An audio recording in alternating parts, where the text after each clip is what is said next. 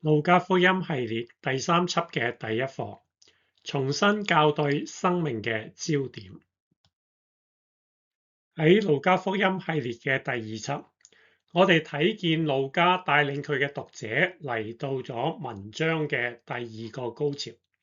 喺嗰度，彼得代表所有門徒宣告，耶穌就係基督，就係彌賽亞，就係從神而嚟嘅大君王。肯定耶穌嘅身份，就係路加福音上半部嘅寫作目的。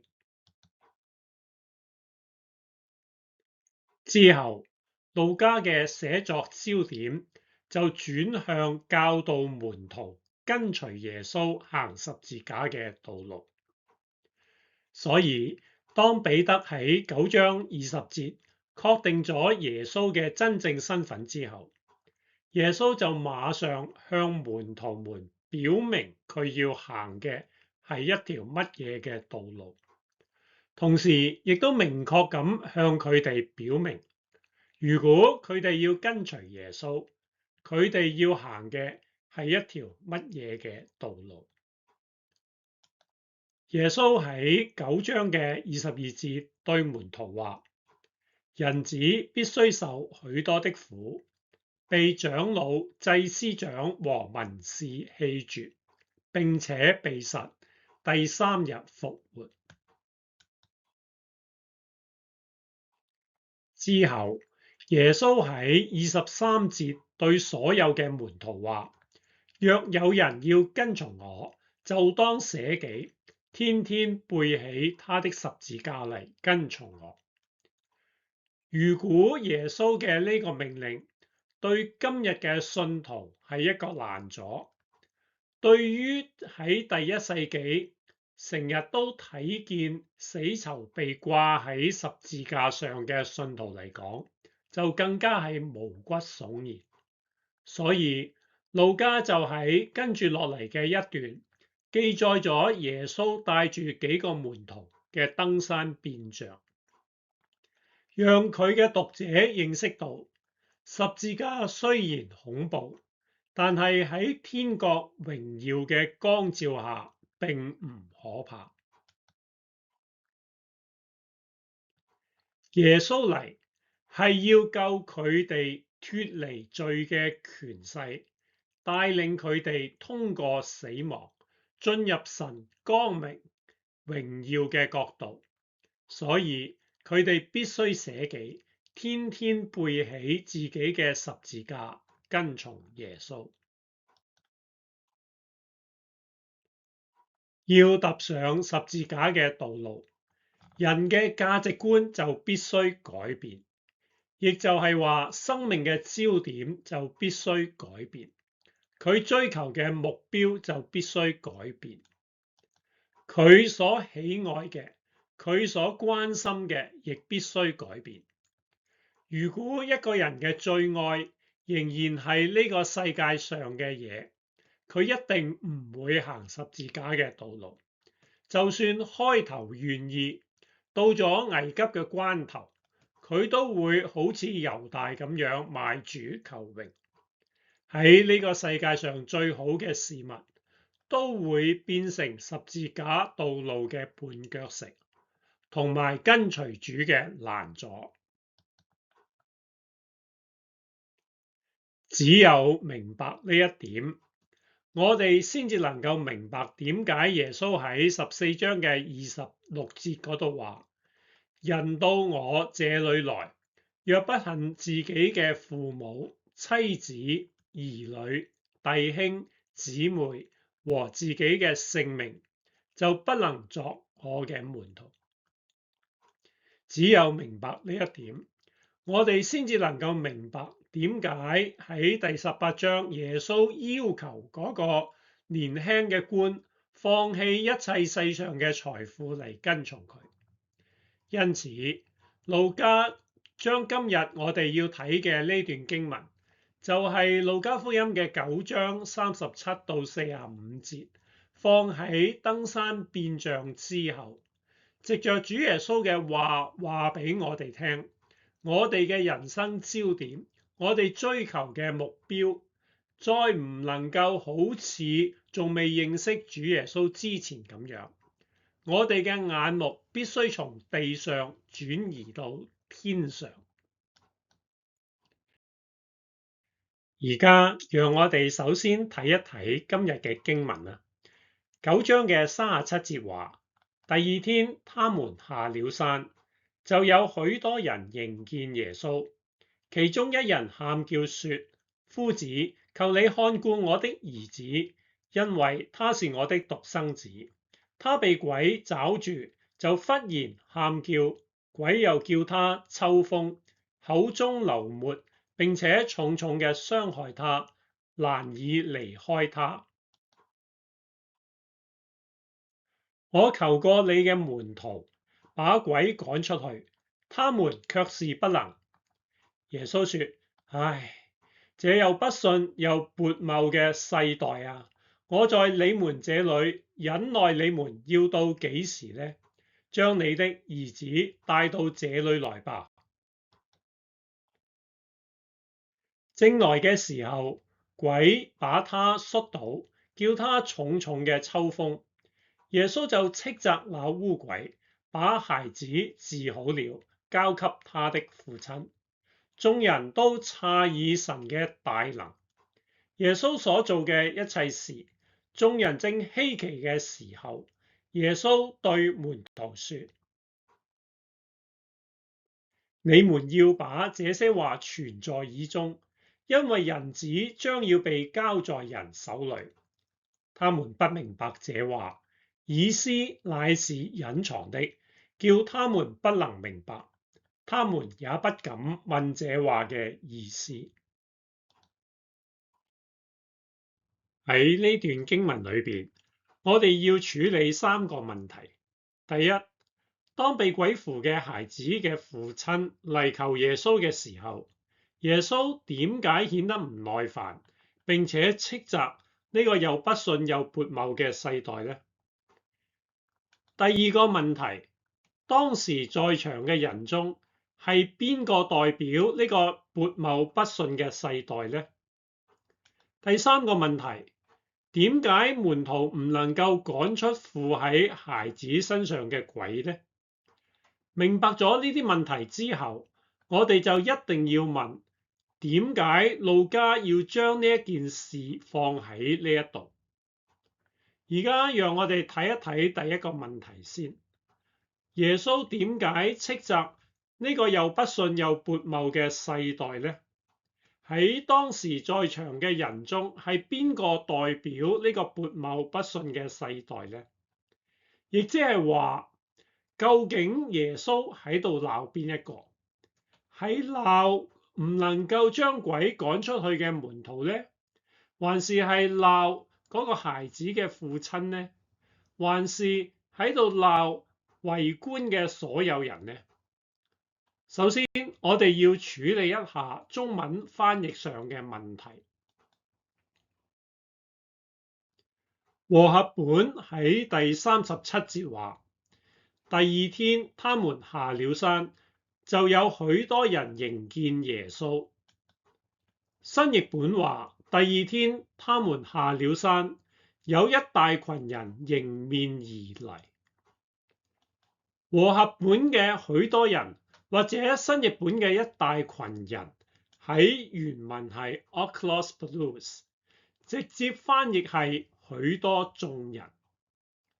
我哋喺第2輯嘅時候講過，路加將文章中嘅人物分為3類，就係法利賽人、眾人同埋門徒。眾人就係嗰啲對耶穌所作嘅神蹟有興趣，但係對天國嘅道唔感興趣嘅人。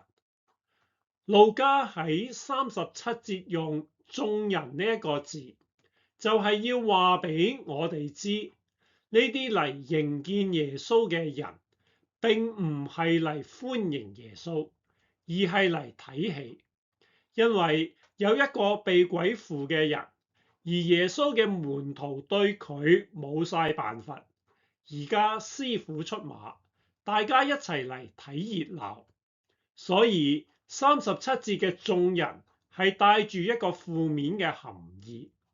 喺呢啲眾人嘅當中，有一個父親嚟求耶穌醫治佢被鬼附嘅孩子。喺38節，和合本話，其中一人喊叫說：夫子，求你看顧我的兒子，因為他是我的獨生子。比較接近原文嘅翻譯應該係喺眾人當中有一人喊叫說。路加喺呢一度再次用到眾人呢一個字，喺眾人當中有一人，似乎路加特意話俾我哋聽，呢一位嘅父親同眾人係同一類嘅人。當然，呢一位父親佢嚟並唔係抱住睇熱鬧嘅心態，而係出於真心求耶穌醫治佢嘅仔。咁樣點解喺路加嘅眼中，呢個孩子嘅父親同眾人係同一類人呢？佢哋有乜嘢共同之處呢？如果我哋考慮到成篇路加福音嘅寫作佈局，答案就好明顯啦。我哋之前講過，彼得喺9章20節對耶穌身份嘅宣告係一個分水嶺。9章20節之前嘅寫作目的係證明耶穌就係基督。喺9章20節之前，路加或提及或記載耶穌行嘅神蹟，一共有16次。記載咁多神蹟嘅目的，就係要讓讀者知道耶穌就係基督。但係當彼得喺9章20節宣告咗耶穌嘅真正身份之後，路加記載或提及耶穌所行嘅神蹟就只有6次。點解有咁大差別呢？因為耶穌嘅身份已經喺9章20節已經確認咗，所以唔再需要用神蹟嚟證明耶穌係基督啦。讀者亦都唔應該再糾纏喺耶穌係邊一個呢一個問題上，而係將心思放喺點樣跟隨耶穌行十字架嘅道路。路加將呢一位父親同埋眾人放喺同一個類別，目的就係話俾我哋聽，佢對耶穌嘅認識係眾人對耶穌嘅認識。佢淨係以為耶穌或者係施洗嘅約翰，或者係以利亞，又或者係古時嘅一個先知復活。路加藉此話俾我哋聽，佢同眾人係一樣，到咗呢個時候仲未正確認識耶穌係邊一個，仍然需要藉着經歷神蹟去確定耶穌嘅身份。所以耶穌喺41節顯得唔耐煩，斥責以包括呢一位父親在內嘅眾人為代表嘅世代。佢話：唉，呢個又不信又悖謬嘅世代啊！我在你們這裏忍耐你們要到幾時呢？喺今日呢一個世代亦都係一樣。好多嚟教會嘅人，亦都係希望睇見神蹟，藉此加強佢哋對神嘅信心。路加喺度警告我哋讀者，唔好再同眾人一樣糾纏喺耶穌係邊一個呢一個問題上，唔好再糾纏喺神係唔係信得過呢一個問題上。亦唔好繼續將心思放喺地上嘅事，而係要放喺為咗追求天國而行十字架道路嘅事上。換句話講，我哋唔應該再猶豫係唔係要行十字架嘅道路，而係應該已經立志要跟隨耶穌行十字架嘅道路，否則我哋同呢一個又不信又悖謬嘅世代仍然冇乜嘢分別。似乎希伯來書嘅作者喺呢一方面同路加有同樣嘅睇法，因為希伯來書嘅第6章第1節話，所以我們應當離開基督道理嘅開端，竭力進到完全嘅地步，不必再立根基，就如那懊悔死行、信靠神、各樣洗禮、按手之禮、死人復活，以及永遠審判各等教訓。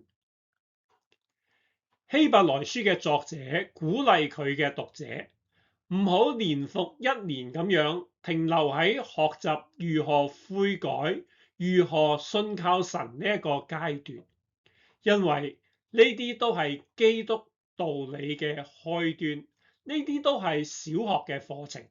佢話你哋要長進，竭力進入到完全嘅地步，亦即係話你哋嘅屬靈生命要成長，成為一個成熟、老練、充滿屬靈智慧嘅成年人。如果我哋再次回顧路加福音嘅前8章，我哋就會睇見路加喺第3章藉着施洗約翰嘅口教導悔改，之後喺第5、第7同埋第8章藉着癱子、百夫長、一個有罪嘅女人、平靜風浪嘅事件，同埋患血漏病嘅女人教導信心。而家嚟到第9章，路加教導嘅重點唔再係悔改同埋信心，而係跟隨主行十字架嘅道路。換句話講，就係要捨己，要向世界死。再簡單咁講，我認為就係要喺價值觀上得到改變。跟隨主行十字架道路嘅人，唔再擁抱世人嘅價值觀。捨己就係要捨棄我哋以前所愛嘅，向世界死就係唔再追求世人所追求嘅，唔再愛世人所愛嘅，唔再為世上嘅好處而動心。呢個係一個心意更新嘅變化，逐步改變嘅過程。各位，如果我哋已經信咗主有一段時間，或者我哋應該反省一下，我哋係唔係仲停留喺基督道理嘅開端，年復一年咁樣重複小學生嘅課程呢？如果係，或者應該從今日開始，求神幫助我哋邁向成熟。路加用咗一個比較長嘅篇幅嚟描寫附喺嗰個細路仔身上嘅鬼嘅兇惡。39節話，嗰個細路仔被鬼抓住，就忽然喊叫，鬼又叫他抽風，口中流沫，並且重重嘅傷害他，難以離開他。42節話，正來嘅時候，鬼把他摔倒，叫他重重嘅抽風。呢啲嘅描寫係為咗突出鬼嘅兇猛，從而襯托出喺43節眾人對耶穌威榮嘅驚訝。和合本喺43節話，眾人都詫異神嘅威榮。喺眾人嘅驚訝當中，我哋一啲都唔難睇見門徒們嘅興奮。耶穌嘅成功一洗佢哋失敗嘅恥辱，為佢哋吐氣揚眉。正當佢哋喺度雀躍嘅時候，耶穌鄭重咁樣喺44節對佢哋話：你們要把這些話存在耳中，因為人子將要被交在人手裏。耶穌嚴肅咁樣吩咐佢嘅門徒，要讓人子將要被交在人手裏呢一句話常常喺佢哋嘅耳中迴響。換句話講，佢哋要每時每刻都記住呢一件事，思考呢一件事，明白呢一件事。你可唔可以感受到耶穌呢一句話嘅迫切呢？耶穌冇俾佢哋絲毫嘅時間去慶祝，反而喺佢哋正要開始高興嘅一剎那，就將一盆冰冷嘅水淋喺佢哋嘅頭上。點解耶穌急不及待咁樣淋熄喺門徒心中啱啱燃點嘅興奮呢？因為呢一種嘅興奮只會助長佢哋迷戀藉着權力解決問題嘅信念。呢個係同天天背起十字架、天天捨己嘅觀念相違背嘅。45節繼續話，他們不明白這話，意思乃是隱藏的，叫他們不能明白，他們也不敢問這話嘅意思。這話就係44節，人子將要被交在人手裏呢幾個字。希臘文係10個字，中文嘅翻譯亦啱啱好係10個字。呢10個字嘅每一個字，門徒們都認識，但係當呢10個字擺埋一齊嘅時候，佢哋就唔明白。佢哋唔明白，唔係唔知道呢10個字講乜嘢，而係唔明白點解事情會咁樣發生。路加特別強調呢10個字，喺經文當中，這話重複出現咗2次。唔明白、隱藏、唔能明白，基本上都帶住同樣嘅意思。路加3次話俾我哋聽，門徒們唔能夠領會到耶穌要傳遞俾佢哋嘅信息。